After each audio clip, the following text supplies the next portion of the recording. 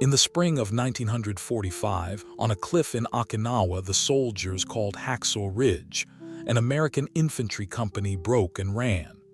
The Japanese counterattack had been brutal, and the order came down the line: pull back, get off the escarpment, save what you can. Every able-bodied man went over the edge of that cliff to safety. One man did not. He stayed alone, on ground the entire United States Army had just abandoned, and for the rest of that night, he searched the ridge for wounded men, one at a time, and lowered each of them down the rock face with a rope he had tied himself. He never fired a weapon. He never carried one. By the time the sun came up, he had saved dozens of soldiers who would otherwise have died on that hilltop. His name was Desmond Doss, and 3 years earlier, the United States Army had tried to have him discharged as unfit to serve. Doss was born on February 7, 1919, in Lynchburg, Virginia, into a working-class family of devout Seventh-day Adventists. He grew up around a print of the Ten Commandments that hung on the wall of his home, illustrated with a small image next to the sixth commandment showing Cain standing over the body of his brother Abel. That image stayed with him. His faith shaped everything about how he saw the world, and two of its principles sat at the center of his life. The first was that commandment itself: "Thou shalt not kill." The second was a strict observance of the Sabbath, from Friday sundown to Saturday sundown, a day set aside entirely for rest and worship. Before the war, Doss worked at a shipyard in Newport News, a job that would have qualified him for a draft deferment, since shipbuilding was considered essential wartime work. He didn't take the deferment. When the draft caught up with him in 1942, Doss did not try to dodge it and did not try to avoid service altogether, the way a small number of religious objectors did by seeking full non-combatant discharge. He reported for duty, but he told the Army plainly that he would not carry a weapon and would not take a human life. He asked to serve as a medic instead, unarmed, so he could save lives on the battlefield rather than end them. He didn't like the label conscientious objector.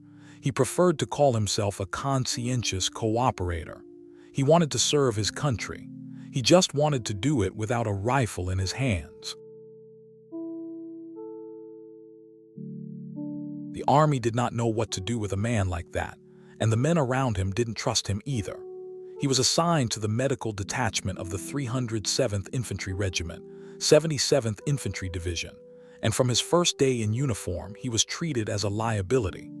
Fellow soldiers assumed a man who wouldn't carry a gun was a coward hiding behind religion, or worse, someone who might get them killed by freezing at the wrong moment.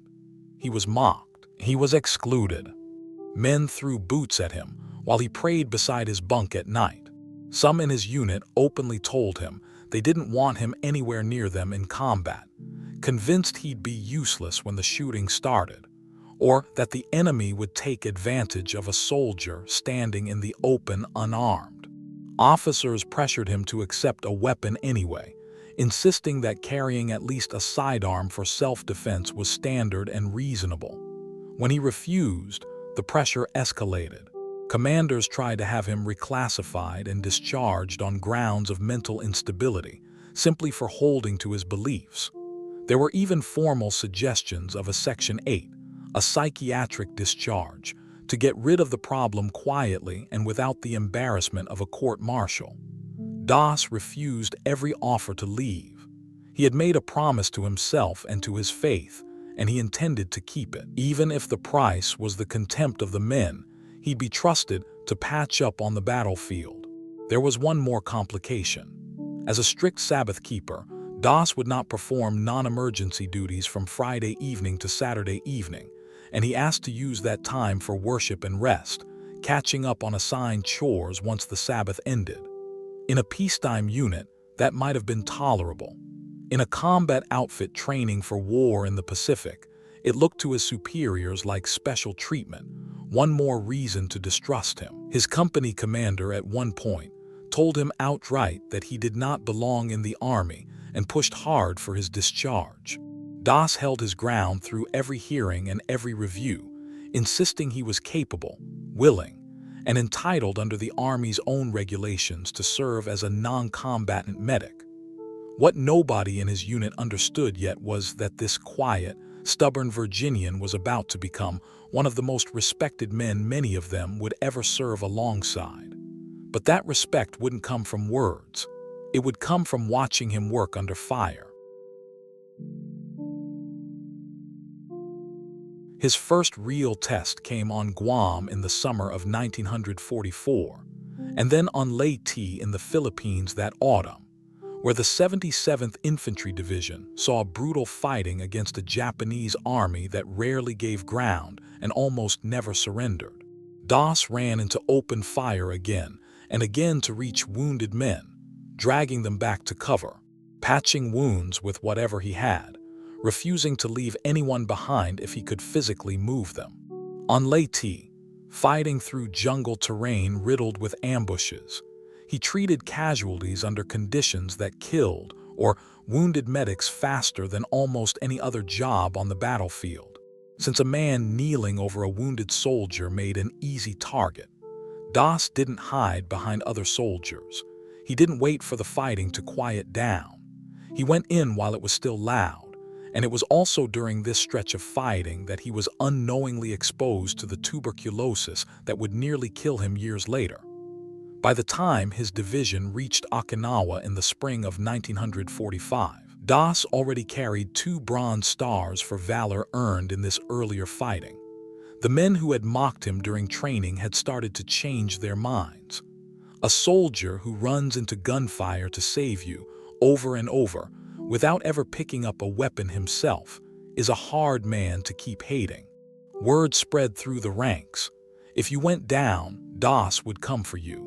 That reputation would matter enormously on the ridge that was about to make him famous.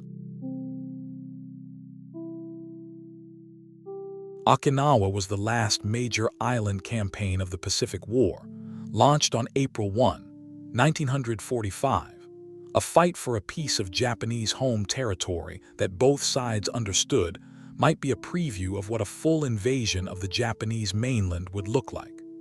The fighting was some of the worst of the entire war, grinding on for nearly 3 months and producing tens of thousands of casualties on both sides. And at the center of the 77th Division's advance, starting in late April, sat the Maeda Escarpment, a nearly vertical wall of coral rock rising some 400 feet out of the ground. Honeycombed with caves and tunnels, the Japanese had spent months fortifying with machine guns, mortars, and interlocking fields of fire. American soldiers gave it a nickname that stuck, Hacksaw Ridge. To take it, infantry had to climb rope cargo nets up the cliff face, reach the top, and then fight across open, cratered ground where the defenders had clear fields of fire from concealed positions on almost every side, and where soldiers who had just been talking to each other could be killed within seconds of exposing themselves. It was, by the accounts of the men who fought there, one of the most lethal pieces of real estate in the entire Okinawa campaign, and previous American units had already been thrown back off it more than once before the 77th Division got its turn. Doss climbed that net with the rest of his company. As a medic, he was expected to stay close enough to reach the wounded, but he carried no rifle, no pistol, nothing to defend himself with beyond his aid bag and his hands. For days, the fighting on top of the ridge ground on, men falling to machine gun fire, mortars, and Japanese soldiers popping up from spider holes and tunnel entrances that had been invisible moments before. And through it, Doss kept doing what he had always done, running to the wounded, treating them, and getting them to where they could be evacuated. Then came May 5, 1945, and the moment history remembers him for. The Japanese launched a ferocious counterattack against the American position on top of the escarpment. The line buckled and then broke. The order went out to withdraw, and the surviving able-bodied men climbed back down the cargo nets to the base of the cliff, off the ridge entirely. It was, by every normal measure, the end of that day's fighting for that unit. Except an estimated 75 men were still up there, wounded too badly to climb down on their own, scattered across open ground still crawling with enemy soldiers. Desmond Doss looked at that math and made a decision that had nothing to do with orders. He stayed alone on a ridge the U.S. Army had just abandoned. Doss began moving from man to man in the open, exposed the entire time to Japanese fire and to enemy soldiers who could have emerged from any of the surrounding caves at any moment. He had no weapon to defend himself if he was spotted, and no way of knowing whether the next crater or the next stretch of open ground hid an enemy soldier waiting for exactly this kind of target. His only real tool for getting a wounded man off that plateau was a length of rope and a simple double bowline knot he had learned as a younger man, tied into a kind of harness he could loop under a soldier's arms and shoulders. One at a time, he found the wounded, dragged or carried them across open ground to the edge of the escarpment, secured the rope to a stake or a stump, and lowered them roughly 35 feet down the sheer cliff face to the aid station and safety below. Then he climbed back up and went for the next one, and the next. Through the night, alone under fire, he kept doing this, refusing to stop even as exhaustion set in and the danger never let up. Witnesses and later accounts describe him, praying quietly between each rescue, asking simply that he be allowed to save one more man before he tried for the next. He didn't sort the wounded by rank or by how well he knew them.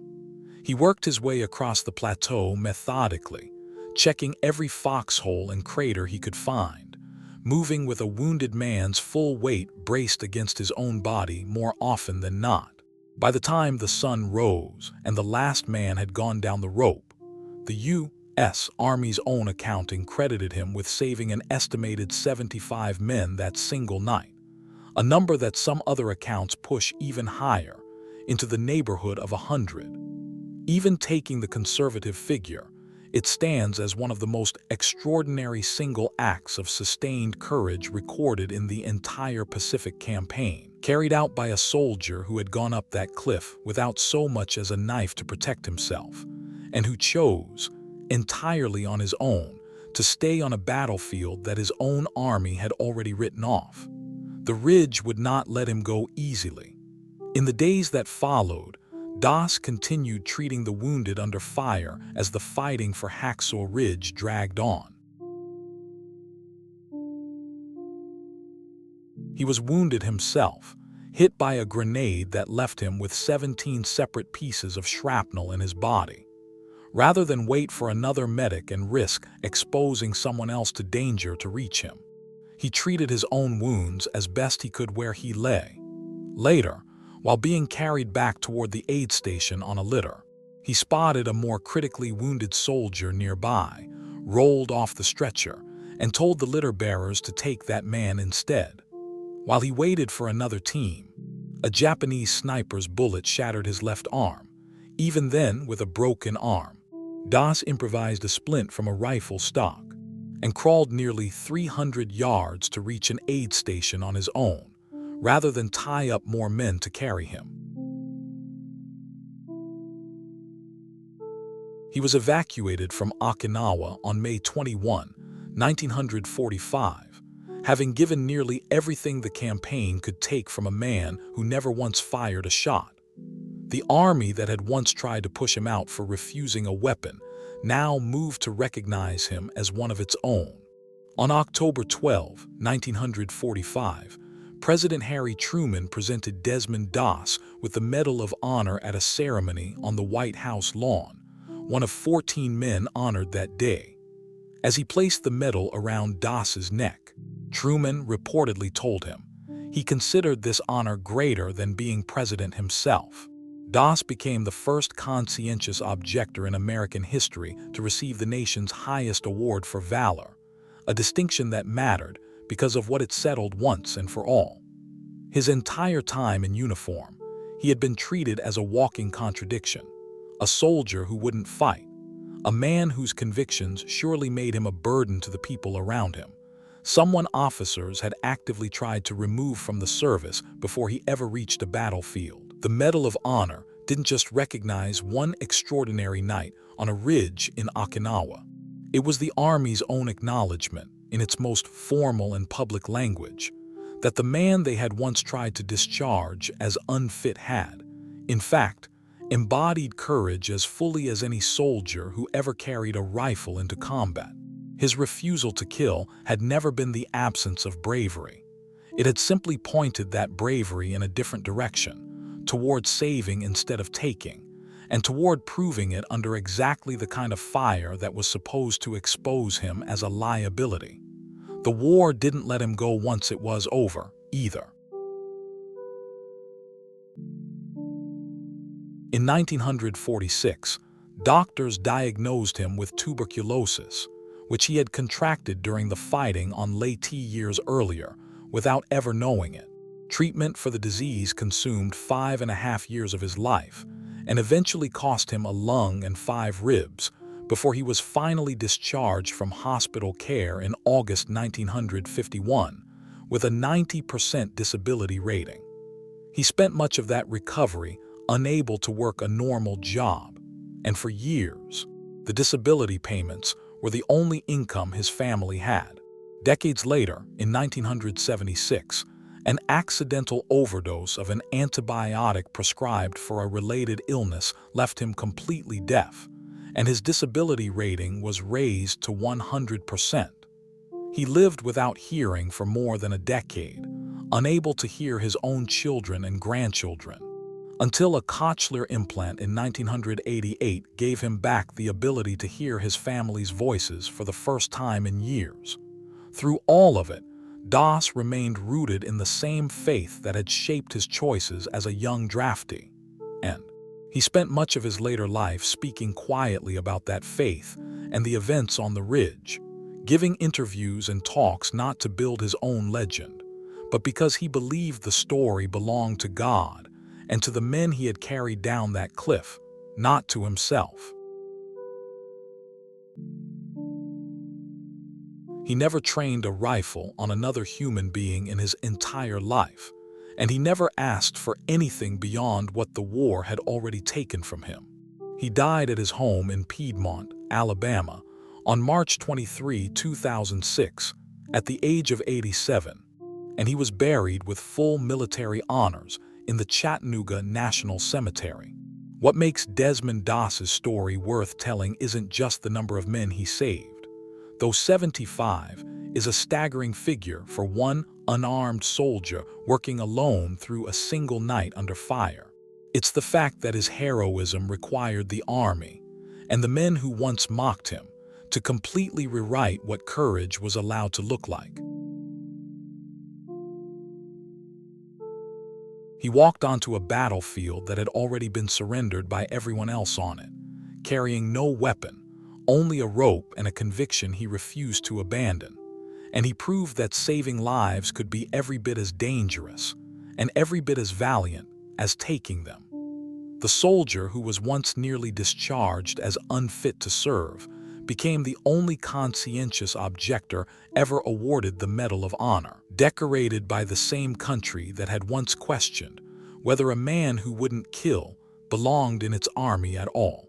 75 men went home to their families because one medic decided that refusing to fight didn't mean refusing to fight for something. The question his story leaves behind is a simple one. What does real courage actually require? A weapon, or the will to stay when everyone else has already left?